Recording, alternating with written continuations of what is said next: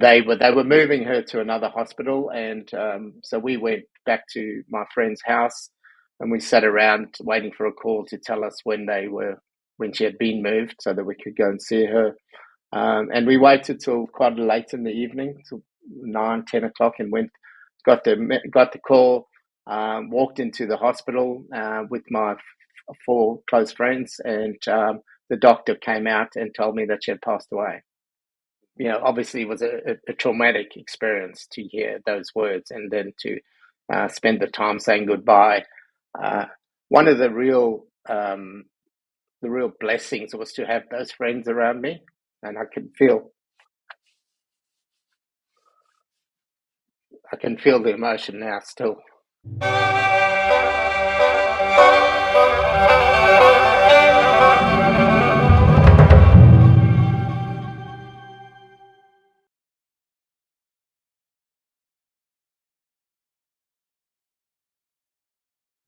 Hello, everyone. Another episode in my special guest series. I have a very special guest today. I have Kevin Holloway, a member of our community with a very, very unique story that I thought that it's going to be quite useful to share with you. So, without much introduction, I'll let you to introduce yourself, Kevin, to our audience, and then we'll take it from there. Yeah. Sure. Excuse me. Thanks, Ashkan. So I'm Kevin Holloway. I'm the co-founder of Courageous Leaders, a leadership transformation company, and have been working with that business for over 22 years now.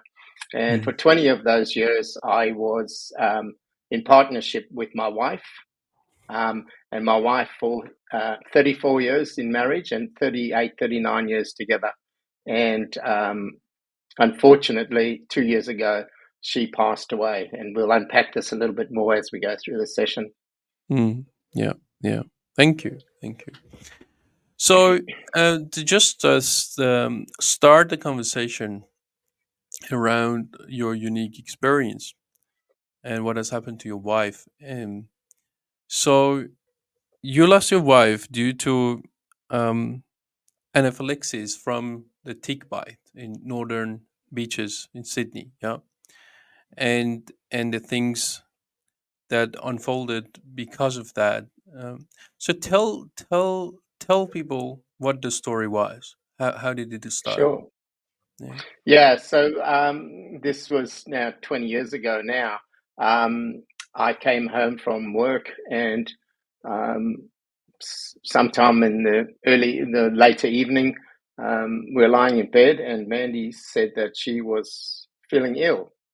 Um, Things escalated rather drastically, and she had told me that she had had a tick bite a couple of days before, and it got a bit inflamed. So she obviously hadn't removed the tick properly.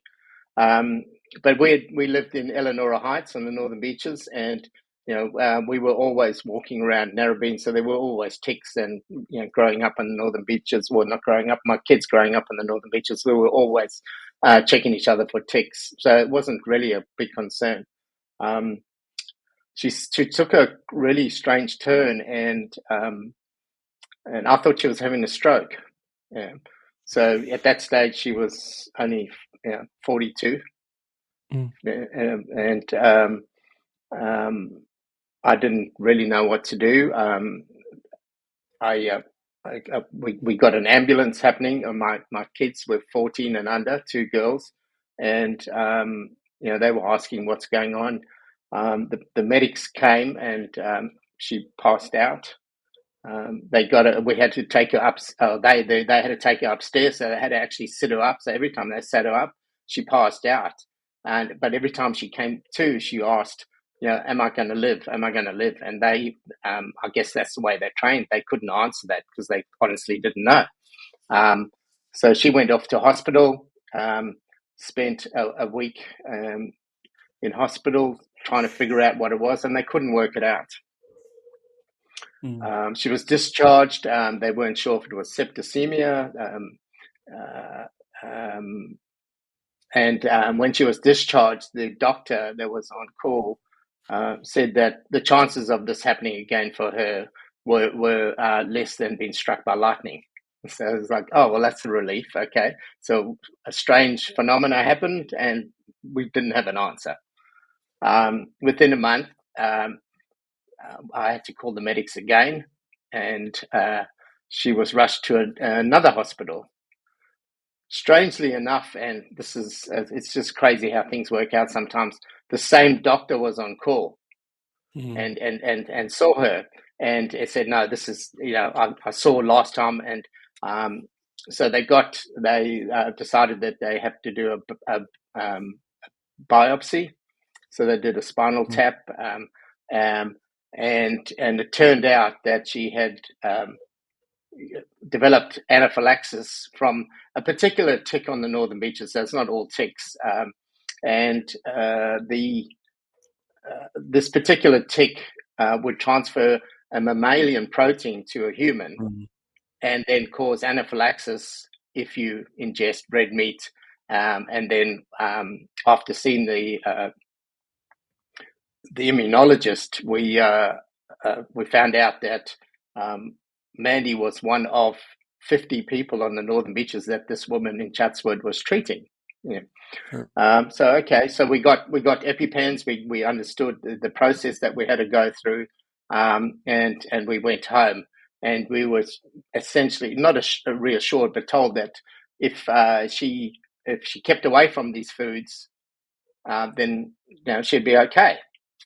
Mm. So we go home.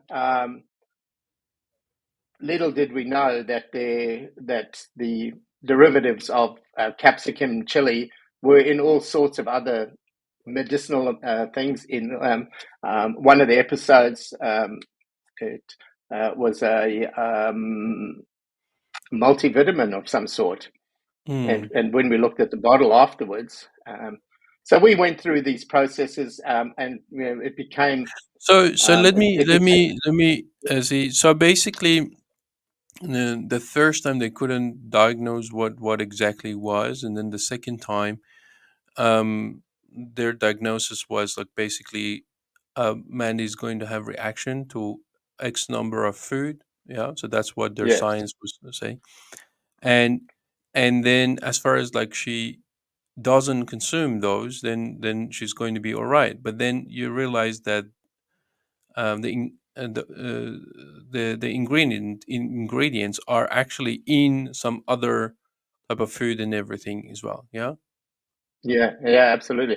And very quickly we learned that people, and particularly in restaurants, and that didn't understand Mm. these derivatives that were based on chili or capsicum in particular, um, Mm. were would cause anaphylaxis. And so over the next 8 years, over the next 13 years, we had 8 different episodes. So me administering EpiPens, firstly lying Mandy down, lifting up her legs so that the blood drained to her chest, so that it would give her So a better this was chance. like any time that she would consume some food that contains what it shouldn't, like be consumed by hair, and you didn't know. Yeah, yeah, Yeah. yeah, Okay. absolutely. And in a bunch of cases, as we learnt over the years, in some cases, the people serving us in the restaurants didn't really care about it anyway. And Yeah. even the chefs in some cases would be like, "Oh, but this woman's just, just being a spoiled little brat or something like that." So, you know, we'll let things slide. And I'm talking not Mm. just in general, smaller food outlets. I'm talking about 5-star hotels and Yeah. restaurants. There was one particular case where Mandy was running a set of workshops for a company Mm. away, and Mm.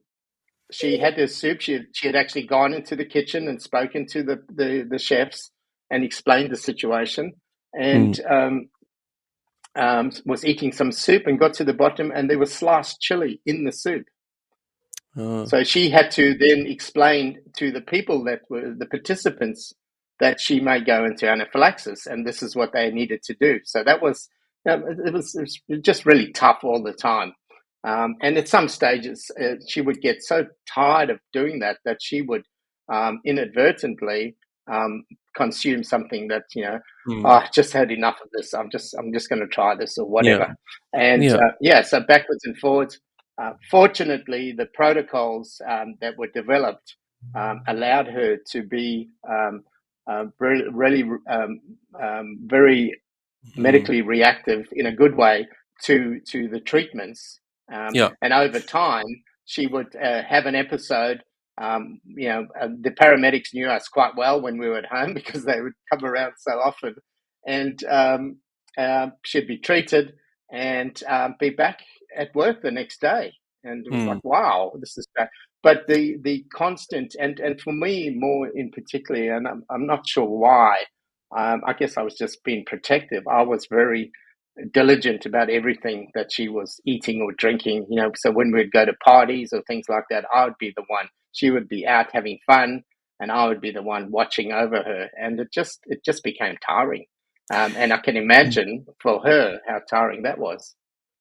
So yeah. Now let's zoom out, because like obviously we don't want to discuss the potential treatment for this particular condition, but more focusing on a human suffering, looking into it from a phenomenological perspective.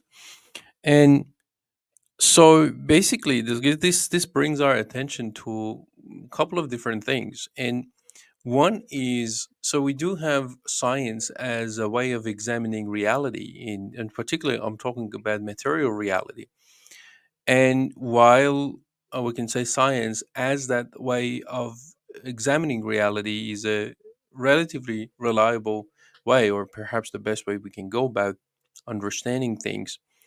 Um, but at the same time, the scientific discoveries so far, they're quite limiting. Yeah. So basically, the scientific discoveries are quite limiting or limited, but also the way of going about understanding things in from a scientific perspective also has its own limitations. But so basically, in this case, they couldn't actually um, so they didn't have any treatment that they can basically treat this condition, and she had to live with it just because a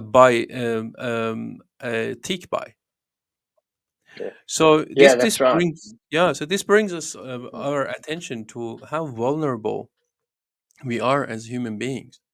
A tick bite, you're living your life happily, and then a tick bite is going to impact your body in such a way that then you're going to be reactive to certain the food.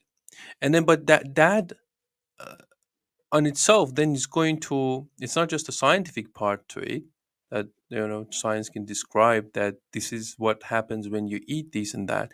But then if we want to zoom out and contextualize it in our daily life beyond science, then it was like, then she needed to be so careful, you need to be so careful.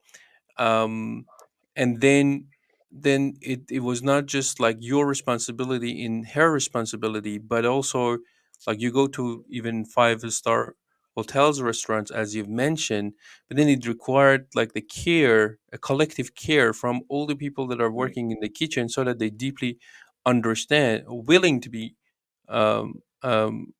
looking into it, and then know that what the consequences of their lack of care is going to be.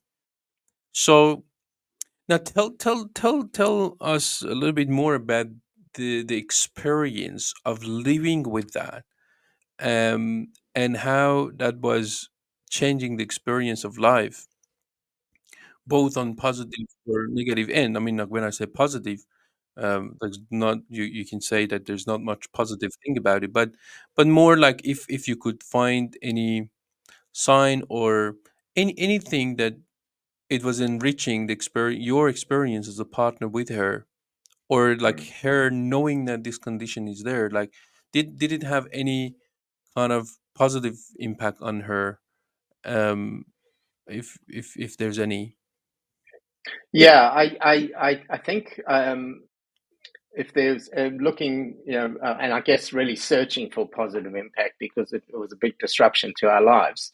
But one of the things that, and Mandy had a lot of resilience before anyway, but upon reflection after her passing, I was just like, how did she go to bed every day and get up and be so full of joy and so full of life? And she was, she just loved people. She loved being around people. She loved having fun, and knowing that in the back of the mind something could happen at any moment. Yeah. The other, just to add to her anaphylaxis, they finally found out that she had a condition that was very, very rare. So anaphylaxis um, is the triggering of certain, I can't even think of the word right now, but certain cells that react to something that's coming into your body that it shouldn't be there. It's causing something, some reaction. Um, Her condition went a step further, in that her body could just do these things without triggers. Now, we never had that happen, probably till right at the end. Um, but I, I didn't really think about it too much because of the way that she was going through life with this. We obviously spoke about things, but we just wanted to get on with it, and particularly Mandy. Obviously she was the one that it was happening to. I was a bystander in this, a spectator. But she was full of life, and if you speak to anyone that knew her, she just embraced life. She loved it, and she was a high-powered corporate woman, but loved her family, loved being out with friends, played hockey, did all these things, and there was never any grumbling about, oh, why me? We went through that exercise. That's, I think, just a natural human reaction to, why has this happened to us? Why has this happened to you? Why has this happened to me? But very quickly we realized that, that would have taken us down a spiral that we didn't want to go. We wanted to embrace what we had, and then just be with it. Just, that's what it was. There was nothing we could do about it. So we had to, well, didn't have to, but we chose to continue our lives in the vein that we had up until that point. Yeah, And because see, so that to me is uh, the big thing. Yeah. yeah, yeah. So see, like when it comes to um, when something bad, what we perceive as bad happens, like mostly our immediate reaction would be, "Why me?" Yeah. Mm, Um, but then the immediate response after that could be, if you're wise enough, is like, "Why not?" I mean, would you wish that happened to your neighbor or another person? Like these things are like part of the package of living this thing mm, called life, and it, like it's sad. It's in part, and um, but we can't do much about it. Yeah. So now there's this thing that when adversities, catastrophes, or even simpler difficulties happen, we often go to this mode of complaint, and as if, like, for example, the universe owes us an explanation, mm, not knowing that we don't actually fully own our own lives. Like you're not the one who gave yourself the life. That's a kind of a gift that is given to you. So yes, you have tremendous amount of autonomy, relatively high level of autonomy, and yes, we can live life from this viewpoint that you want to be an active agent as opposed to merely a passive victim. You want to be this person who is a primary cause uh, you know um, in matters that life brings to them, into you. So, but at the same time, we know that we can't be control freak. We can't control everything. There are matters way beyond our individualistic control. So, and that's exactly where the healthy relationship with our autonomy or responsibility sits. And So this experience that you and Mandy have gone through, um, it showcases that you're just walking at the beach. Um, there's a tick bite, a very tiny creature, and then it changes Mandy's um, um, we could say partly physiological functions mm, in her body, and then that change, then it escalates because it goes beyond just the biology or the scientific side to it. It impacts the quality of your life, her yeah, life and your life, and it gets other people involved, from the medical practitioners all the way to the people that, as you said, in the kitchen that are making the food. So one tick bite and then leading to all of these things. It's like a kind of a chain of the connectedness mm, between uh, different realms of reality. It's like something in material reality in the nature happens. It impacts some the nature or like the physiological body of a person, and that then comes to the realm of what I call second layer reality, or our constructed reality, the part that is more abstract. It's and and as conscious being, then we're going to experience things like suffering. Yeah, we're going to interpret the pain being created, and it's going to lead to something. But and then in the midst of that, that as you said, that's a very interesting part of it. You said that while there was some period of time that then you would go through this, and then there could have been a level of complaint, there could have been a level of resentment or bitterness, or but then you said that Mandy chose to live life um, from this viewpoint that, oh, like, I'm not going to let this get in my way, and she was living a lively life. But then you also mentioned that, like, that was getting tiring. Yeah. So do you want to elaborate a little bit on that? I guess at times Mandy would probably go too far to the living life and ignoring what was happening to her. Um, and in reflection, I understand that. It would be pretty hard to deal with it on a daily basis. Um, but I was looking out for. I was being and maybe overprotective. We talked about this a number of times. When the tiredness got overwhelming, and we talked about her not being as focused on the foods that she was ingesting, all those sorts of things, and the that wore me down from time to time. It wasn't a gradual weariness. It was more, there were peaks and troughs. It would come and go from time to time, and it didn't happen that often, but it did. It did. And obviously it's scary as well, because we didn't know what the results would be after that. Maybe we got a bit complacent. I don't know, but I don't think so. I think we were just thankful that science was able to help and allow her to come back to her normal life without any physical disability, that she couldn't do something and she didn't lose a leg or she didn't lose an arm or lose eyesight or something like that. So she could have a real life, or not a real life, that's the wrong word, but she could have a fulfilling life in the way that she wanted it.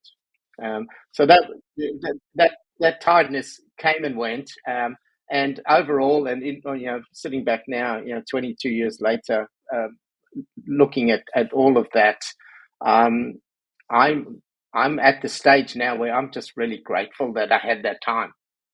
And 2 years ago, I would not have even understood that. Yeah. So, um, yeah, so there was a tiredness for sure, and um, uh, but we worked through it together. That's one of the things that we did a lot of. We did a lot of stuff together, and independently. Even when we would go out, we would be amongst friends. We wouldn't have to stand side by side. I wasn't watching over every minute of the evening. So we did embrace it, and just worked with it, I guess, is the way. Yeah, yeah, yeah. No, yeah. Thank you for sharing that. So when it comes to these things happening in our life, and then you see that our typical reaction can be complain and complaining. So there's this a story in the Old Testament in the Bible. Now, so this is not from a religious perspective, like for those of the people in our audience that they may not believe or tap into any faith. So take it as a metaphorical story. So there's this part that, and I think it's in book 4, that is known as Numbers in English. And so imagine that Moses rescued the uh, Israelites from slavery. Yeah, so that's like just to picture it that they are enslaved and they're living a miserable life. And basically, Moses, the divine guide, is basically rescuing them. So there's this part that they're going along the Red Sea from Mount Hor and going around Edom. So they go to this desert and they start complaining. Oh, there's no food. What kind of a food is it? There's no water, and they grow impatient and they talk against God. Yeah. So basically, God in this story is the one who gave them the opportunity to leave. So they develop this resentment, and and some may wish to think that, okay, so then God is merciful and loving, and so perhaps providing better food. But what God does is sends them venomous snakes, and many of them die to this. And and the ones that they remain, they notice their sin or deliberate mistake. Perhaps my interpretation is the deliberate mistake of lack of presence and lack of um, gratitude. That they are in the middle of desert, you got us rescued from a slavery, and you're not bearing with the quality of like food in this desert. So and then like the Moses praise, and like the gun, then God said that you put this make this bronze snake and put it up there, and whoever looks at it, they're going to be healed, and many of them do. So the thing is like looking at that snake, the way that I would interpret it is like looking up again, um, and and clear your vision in a sense to be healed. So it happens a lot that we grow impatient, and we may not be grateful, and and sometimes these losses, while being extremely painful, because life is full of losses, and they bring our attention to the areas that we were neglecting. So, in that context, what was it that like? So I'm now talking about when she died. So one of these times, this thing happened again, and you perhaps would thought that, okay, so this is yet another time. We go to the hospital, and she'll come out, and that didn't happen. Yeah. So tell us a little bit more about that time, and also then in reflection to that, then what that loss, how you cope with that loss, and what that loss gave you. We know what it took away from you, but then what it gave you. Um, so we were actually in Canada at staying with a friend before going to a conference, and there was a group of us together, a bunch of Mm, friends, and they all knew Mandy's yeah. anaphylaxis condition. So we were all very careful. We were just Mm, walking on the Sunday morning down to Lake Ontario. and Mandy told me that she wasn't feeling well, which was her Mm. code to me that something was happening. I laid her down. We were actually outside someone's house on their yard, well, on the walkway next to the yard, but laid her down on the ground. Started to go through the process, admitted an EpiPen, do all those things. And an emergency doctor was walking past, and he asked what was going on, and he took over. But for the first time, and the only time, Mandy actually crashed. She stopped breathing, so he started CPR. Ambulance arrived. They tried to resuscitate her. Eventually got her into the ambulance and got her to hospital. We ended up going to hospital, and so this was a couple of hours later, and the doctor came through and told me that it took an hour and a half to get her to resuscitate, to get her heartbeat back. So she was essentially brain dead. And they wouldn't know the extent of it, and it was still touch and go. So they were moving her to another hospital, and so we went back to my friend's house, and we sat around waiting for a call to tell us when she had been moved, so that we could go and see her. And we waited till quite late in the evening, till 9-10 o'clock, and got the call. Walked into the hospital with my four close friends, and the doctor came out and told me that she had passed away. Through the day, my daughters were here in Australia. I'd called them and I said, "Look, this is really bad. Can you get on a plane and get to Toronto?" They were fortunate enough to get on the plane that night and managed to get to Toronto within 2 days, including the time difference. And the obviously it was a traumatic experience to hear those words and then to spend the time saying goodbye. One of the real blessings was to have those friends around me, and I can feel the emotion now still. So I went and said goodbye to her, and then I asked them if they wanted to, and they did. So we all were together, and then we all went back to one of the ladies' houses. So that was traumatic. There was no gratitude or anything at that point. This was really raw. 2 days later, my daughters arrived, and they didn't know that she had passed because they had got on the aeroplane before that. But as soon as they saw my face, and I wasn't allowed into the airport because there were still COVID restrictions, they saw my face, and we all just broke down. So we went back, and that week really was just a survival week for all of us, including our friends. Luckily, the friends were there. The conference that we were going to was in Niagara, so it wasn't far, and a lot of people were coming from Toronto, so people piled into the house through the day and over the next few days as well. The one strange thing and a good thing was that we all had rather sick senses of humor, and so we were able to have a laugh about things that Mandy had done through our lives together, all those sort of things that they had worked with Mandy on certain things. So that was pretty amazing, but it was still very raw. Even my daughters made a joke.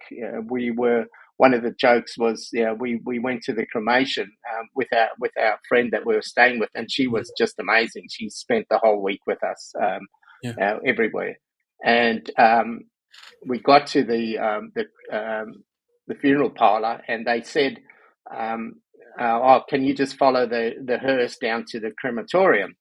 And my daughter, one of my daughters said, we got back in the car, and she said, "This would be really quite funny if we had got you on an Uber and we didn't have someone to drive us around. So we would have had to call for another Uber to get to the next part of the process." So those sorts of things lightened the moment, but obviously didn't lighten the time.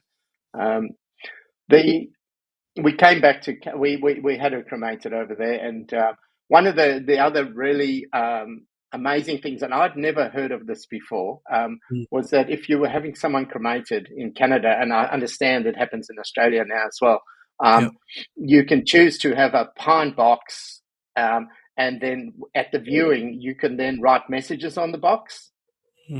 So this friend of ours is an artist as well. So she came. We invited her to be part of our family for that week, and ever since. But for that week, and she came with bucket loads of pens and all the different types of the colors of pens, because Mandy was all about color. And we arranged with Mandy's sister over here and her family and other friends to send us messages or be on FaceTime. And we sat together doing this. So that was really, I guess, in a way, a nice part of the way to say goodbye, just celebrating her life rather than, talking, some people would send us stories that they remembered and all that. So that was amazing. So this coffin was just ordained with color and flowers and messages. So that was a nice part of it. And then we came back and started to slowly try and repair our lives and put it back together. Yeah. So that's so two questions. Like, one is what was, like, in this loss, what did you gain? Because, like, often when it comes to losses, like, we don't see the other side. We don't focus on the other side. So, was there anything that you got out of this experience that lights up your life? And then the second is, how did actually, you said that you put your life back together. Like, what did help you, and then how did you put it, restore the integrity of your life after that dramatic experience? Yeah. Yeah, so this is where the being profile and the journey that I'm having with the being profile and Thrive coaching, and now on business being mastery. So when I say I haven't put my life back together. I'm putting it back together, but I'm really happy as how it's progressing. It's tough. It's really hard, but I'm really proud of the way that I've gone about things. I'm really proud about the way that my daughters have gone about things. One of the things that has helped us, that had been set up prior, was that having a leadership company, we did all the psychometric testing on ourselves, as well as asking our clients to do that. And we did it as a team over the years as well with our daughters. So we had quite a good awareness of our behaviors, our reactions, our values, all of those sorts of things. And so that gave myself and my daughters a really good basis to have these deep conversations and to be vulnerable with each other. Added to that, though, is we got back and we were in a co-working space in Manly, and there was an invite in Mandy's email from one of the coaches from and offering to talk about the being profile and the framework and all the rest of it. And I don't know what it was that got me to answer. So I answered him and I explained that I arranged the meeting, and something just connected right from the very beginning, and the meeting went really well, but it was the tool that was talked about, the being profile that connected. And on reflection, this has been a 2-year process so far. During COVID, I'd done a lot of work with habit building and done a lot of work with all the James Clears and all those books and a software platform. So I was in the process of working out my purpose. My purpose up till that point had been supporting my family in taking time off work to look after the kids. All that. Well, I didn't even take time off work. I worked from home and looked after the girls, while Mandy was able to go back to her corporate job. And So I was in this process. Um, it's something connected, and it took me a while before I understood what it was. Um, Mhm. I did the being profile, so I did the being profile, and I just had a look. I did it in the second week in June, so within almost within a month of Yeah. Mandy passing, I did the being profile, and then I did I had the debrief done, and I'm very grateful for that. Um, and I started to think about it from a self point of view rather than a behavioral or ontological instead of psychometric point of view. Mhm. Um, and it just sort of made sense to me that these were the things that I could focus on. Yeah. So I then did the accreditation for the practitioner, the Being Profile Practitioner program, um, uh, and that, and then I continued with Thrive Coaching, and all of those were a part of my grief counselling because I had the opportunity, and I must express real gratitude to everybody that's been around me and still is around me, um, Mm. to have that hold that space in such an open and honest and authentic way. It allowed me to be totally vulnerable Mm. and learn things along the way. Yeah. Two of Yeah. the things that stood out for me through Thrive coaching in particular was love and forgiveness. Mm. Yeah, so this was sort of 11 months after Mandy passed away, approximately. That we were doing these modules, these chapters, and I really just got the sense that I needed to, because I was being impatient. I wanted to get back to my life, and I couldn't figure out why I wasn't getting there, why I was hurting. I knew why the trauma Mhm. had caused this, but I couldn't work out why. I couldn't get further along. And I was devouring podcasts and TED Talks and all these sorts of things to try and make some sense of it. Yeah. Um, but the focusing on the ways of being for me just has opened the door. And Yeah.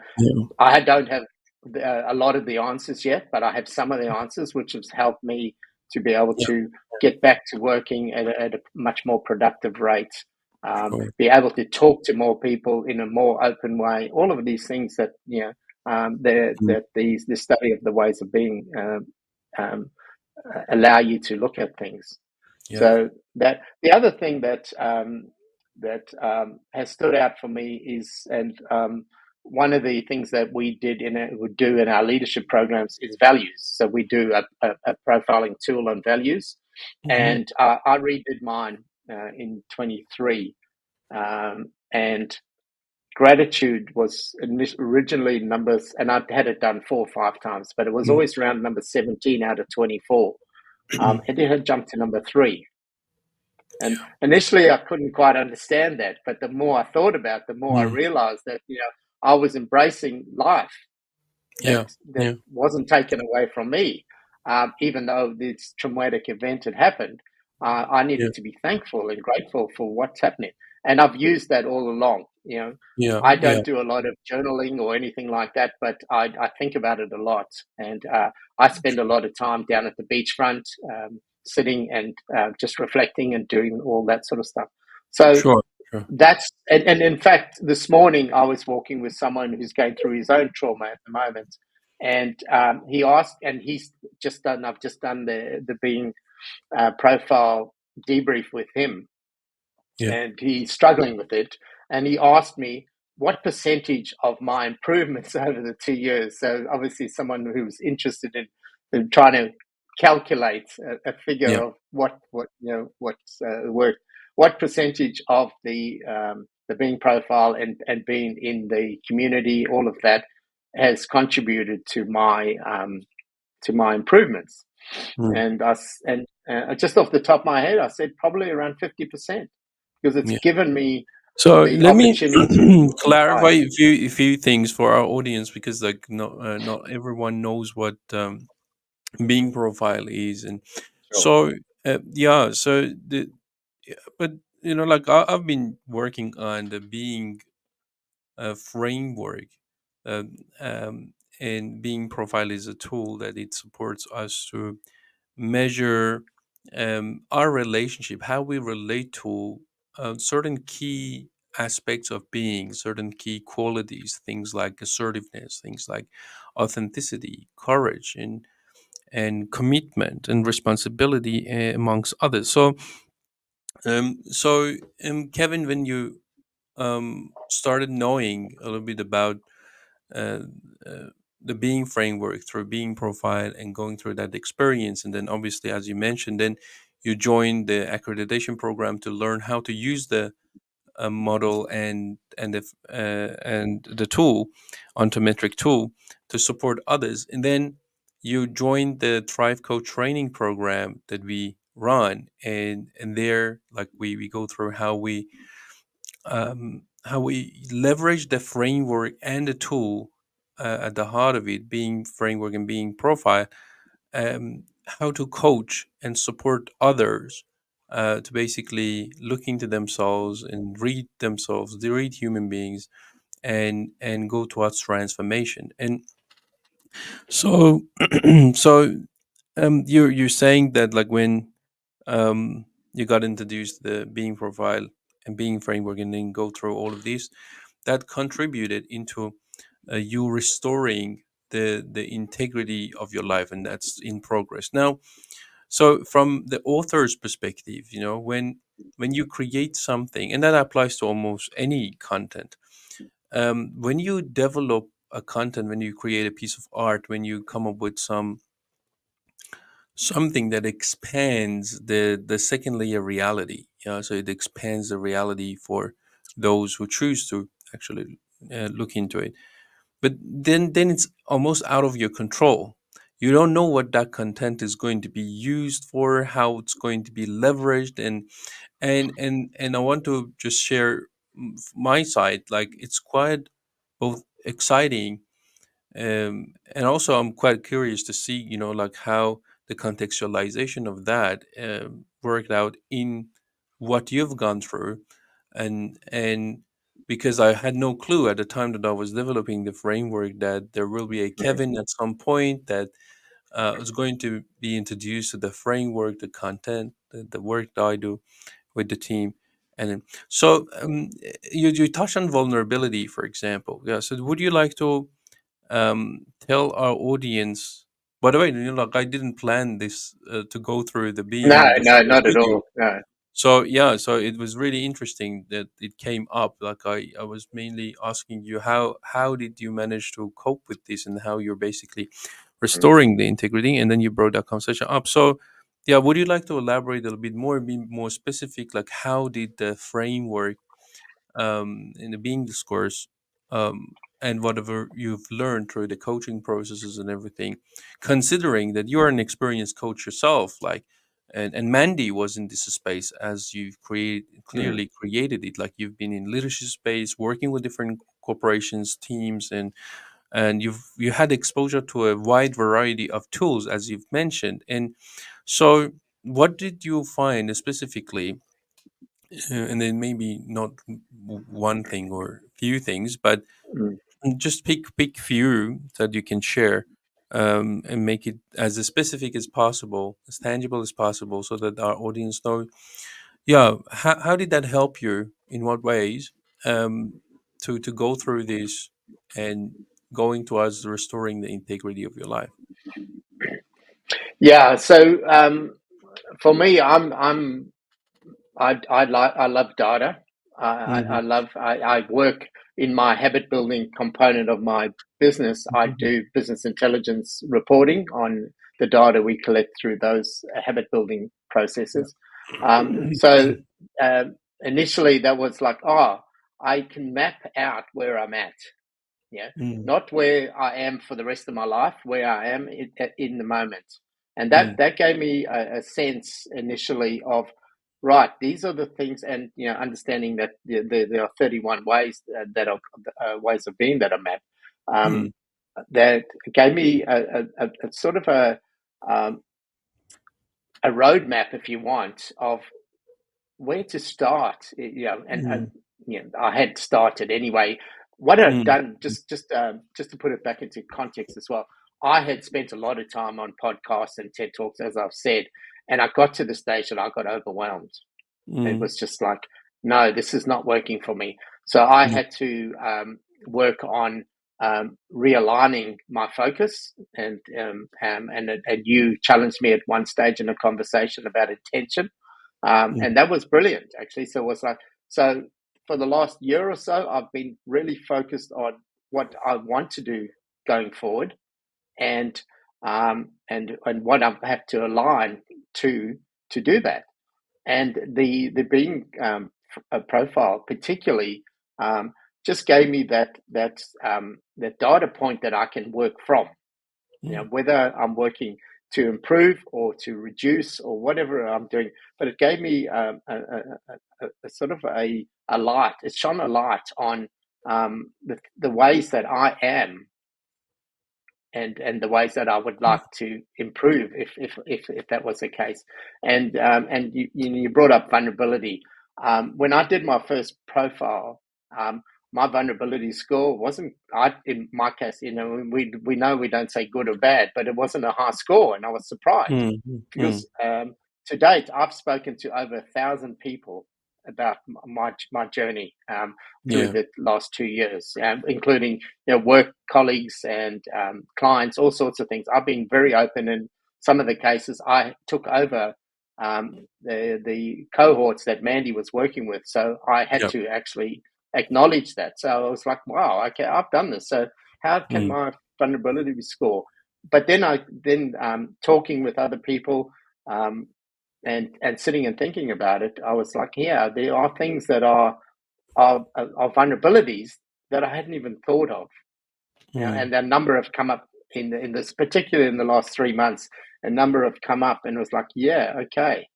And each of those has helped me to move towards the improvement that I want back into my life, to get to that productivity level that I want to be back at.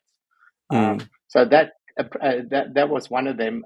Definitely, like I've mentioned, the love and forgiveness, just a better understanding of love for myself, and not being so hard on myself. Or like, yeah, so yeah, my wife this is loves this is this is dramatic, actually but I need to very, get on.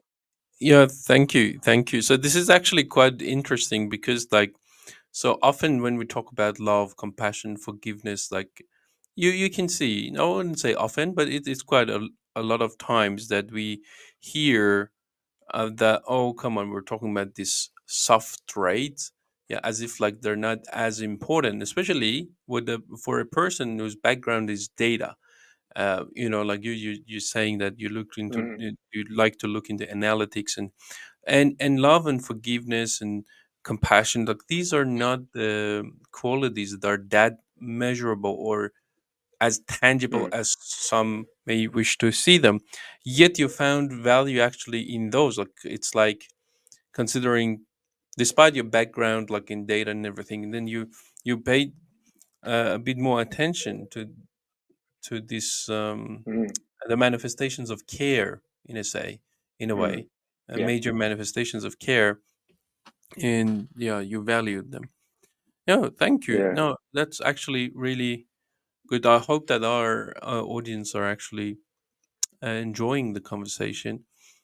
So yeah, and one thing you just said, you said improvement. Yeah. So like, I normally use the term transformation, which is Mm, yeah, so more serious in a sense, we can say, not gradual improvement, but actually transformation. But see, the thing is, the part that I've been quite obsessed with in the last almost 2 years, and I've been working on compiling. Like, it took me way more than 2 years, but I was compiling the meta content book we recently launched, and so there I bring up the conversation around make sense making. So basically, the book mm, ultimately, after going through lots of different conversations, from our confusion to the things that are invisible to us at the moment, and the value of authentic awareness, what's the fabric of knowing, what's the nature of knowing, and discussions around our consciousness, like what's the role of science and what sort of things doesn't fit into the science. And then I bring up this thing that I call it the nested theory of sense making. That the theory provides a structure or a model, if you like.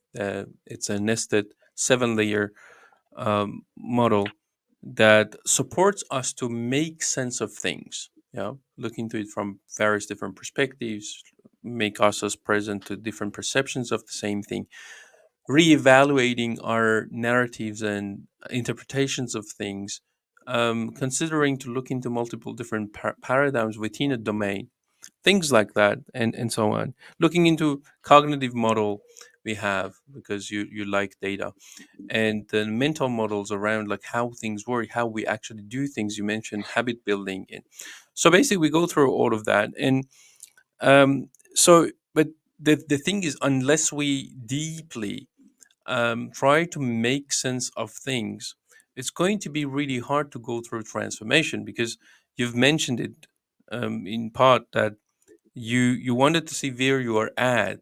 Yeah, what is your as is model, so that then you can go towards reorient yourself and go towards a to be model. Now, creating clarity around the point A and then point B, that on itself is a massive thing. You know, so to be able to confidently go, this is where I'm at, this is the clarity I have from where I'm at, and I'm choosing despite tremendous amount of uncertainty. Yet you make yourself confident that yeah, mm, this is the pathway I want to pursue.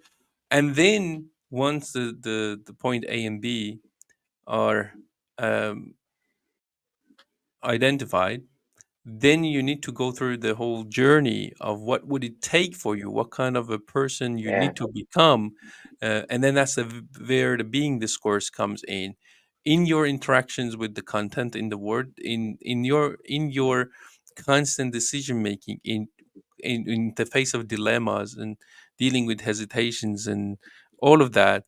um, in then you want to basically then go, okay, so how I need to become, so that then I deserve, or increase the probability of hitting these new targets that I have.